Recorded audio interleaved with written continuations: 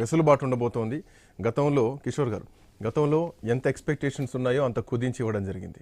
పోలవరం విషయం అయితేనేమి, పోలవరం విషయంలో నాబార్డు నుంచి లోన్లు ఇస్తామన్నారు. ఆ తర్వాత బడ్జెట్ కేటాయించి దాన్ని మళ్ళీ కొంత కుదించడం జరిగింది. విశాఖ స్టీల్ విషయంలో కూడా కుదించడం జరిగింది. రోడ్లకు సంబంధించినటువంటి అంశంలో కూడా కుదించినటువంటి సందర్భాలు మనం చూసాం. ఔటర్ రింగ్ రోడ్లు అయితేనేమి ఏమైతేనే. బట్ ఈసారి మాత్రం పరిస్థితి లేదు. ఈసారి ఆంధ్రప్రదేశ్కు పునర్నిర్మాణం చేయాల్సినటువంటి అవసరం ఉంది. కేంద్రంలో మీరు కీలకంగా ఉన్నారు. ఏం ఎక్స్పెక్ట్ చేస్తున్నారు? ఎట్లా ఉంటుంది అనుకుంటున్నారు ఈసారి? సో ఎందుకంటే గత ప్రభుత్వం కేంద్రం నుంచి ఏ విధంగా అయితే నిధులు సమకూర్చడంలో కానీ, ఏదైనా పరిపాలన సారథ్యంలో కానీ ఏ విధంగా విఫలమైనది ప్రతి ఒక్కరు కూడా చూశారు. ఈ రోజున ఏ ప్రాజెక్ట్ చూసినా ప్రతి ఒక్కటి కూడా అర్ధాంతరంగా మధ్యలో నిలిపేసిన పరిస్థితిని కూడా మనం చూస్తున్నాము. అంతేకాకుండా ఈ రోజున ఏమైందంటే చంద్రబాబు నాయుడు గారు ఈ రోజున అధ్యక్షతన ఈ రోజున జరిగిన మీటింగ్లో కూడా, పార్లమెంటరీ మీటింగ్లో కూడా చాలా వరకు సమస్యలు, ఎలాంటి సమస్యలు ఉన్నాయి, ఎలాంటి ప్రాజెక్ట్స్ అన్ని పెండింగ్లో ఉన్నాయి, వీటన్నిటి కూడా మన కేంద్రం దృష్టికి ఏ విధంగా తీసుకెళ్ళాలి, అక్కడ నుంచి మనం ఏ విధంగా నిధులు రాబట్టుకోవాలి అన్నది కులాసంగా చర్చించడం జరిగింది. అంతేకాకుండా మొట్టమొదటిగా వాళ్ళు సూచించింది ఏమిటంటే, సో విభజనలోని హామీల గురించి మొట్టమొదటి మనం చర్చించాలి. ఎందుకంటే మనకి షెడ్యూల్ 9, 10లో కూడా ఈ విధంగా వాటి మీద చర్చించగలిగితే దాని నుంచి కూడా కొన్ని నిధులు సమకూరే పరిస్థితి రావచ్చు.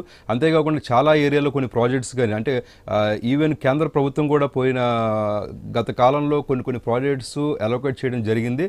సో అందులో ముఖ్యంగా మనం చూసుకుంటే ఏదైతే రైల్వే లైన్లో డబుల్ లైన్ కానీ, సో అంతేకాకుండా ఔటర్ రింగ్ రోడ్డు నిర్మాణాలు కానీ, పోలవరం గురించి సూచనలు కానీ, ఇలాంటివి చాలా కూడా వాటి పరంగా కూడా ముందుకు వచ్చిందంటే. సో కాకపోతే ఏమైందంటే గత ప్రభుత్వం వైఫల్యపూర్వకంగా వాటన్నిటి కూడా ఏదైతే స్థలాన్ని నిర్దేశించడంలో కానీ, లేదంటే అధికార యంత్రం విఫలవడం కానీ, సో అంటే అక్రమంగా కొన్ని అవినీతి పరులు చోటు చేసుకోవడం కానీ, ఇవన్నిటి వల్ల కూడా ప్రాజెక్ట్స్ అన్ని కూడా డిలే అయినాయి.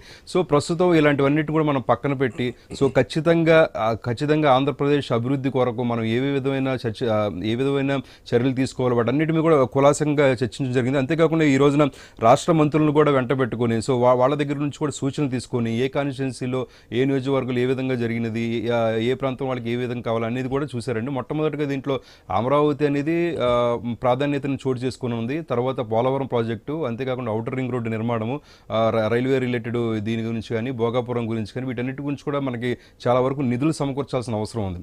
సో ఇంతకుముందు కేంద్ర ప్రభుత్వం ప్రతిసారి కూడా చెప్పేది ఏంటంటే, సో మేము ఇవ్వడానికి రెడీగానే ఉన్నాం, కాకపోతే ఇంతకుముందు ప్రభుత్వం చాలా వరకు వైఫల్యాలు ఉన్నాయి, సో మేము ఇచ్చిన దాన్ని కూడా వాళ్ళు కరెక్ట్గా ఉపయోగించిన పరిస్థితిని కూడా మేము చూడగలిగాం. ఎగ్జాంపుల్గా చూసుకుంటే ప్రధానమంత్రి నివాస్ యోజన పరంగా 1,83,000 కోట్ల రూపాయలు మేము ఇళ్ళకి మేము అమౌంట్ ఇస్తే, దానికి కేవలం 2,460 రూపాయల వరకు, 60,000 ఇళ్ల వరకు మాత్రమే అవుట్పుట్ చూపించారు. ఇలాంటి ఎన్నో విషయాలు కూడా వాళ్ళు ముందుకు తీసుకురావడం జరిగింది. సో దీని గురించి రేపు కూడా మీటింగ్ జరగనుంది. సో దాని పరంగా వచ్చే ఆర్థిక ఏదైతే బడ్జెట్ సమావేశంలో ఖచ్చితంగా కూడా ఆంధ్రప్రదేశ్కి మంచి బడ్జెట్ రావాలని, అంతేకాకుండా అత్యంత తొందరగా కూడా ఆ కన్స్ట్రక్షన్ అనేది పూర్తవ్వాలి. ఎందుకంటే ఇప్పటికే ఆంధ్రప్రదేశ్ అనేది 5 సంవత్సరాల పరిపాలనలో 20 ఏళ్ళు వెనక్కి వెళ్ళిన పరిస్థితి మనం అందరం కూడా చూస్తున్నాం. అలాంటిది మళ్ళీ జరగకుండా, సో వివాదాలన్నింటినీ కూడా పక్కన పెట్టి ముందుకెళ్ళాలని కూడా చంద్రబాబు నాయుడు గారు సూచించడం జరిగింది. Welcome back to you Kishore గారు. బిఫోర్ దట్ మనతో పాటు కృష్ణ కిషోర్ గారు, రాజకీయ విశ్లేషకులు జాయిన్ అయ్యారు. కృష్ణ కిషోర్ గారు నమస్తే అండి. నమస్తే. మొత్తానికి కేంద్ర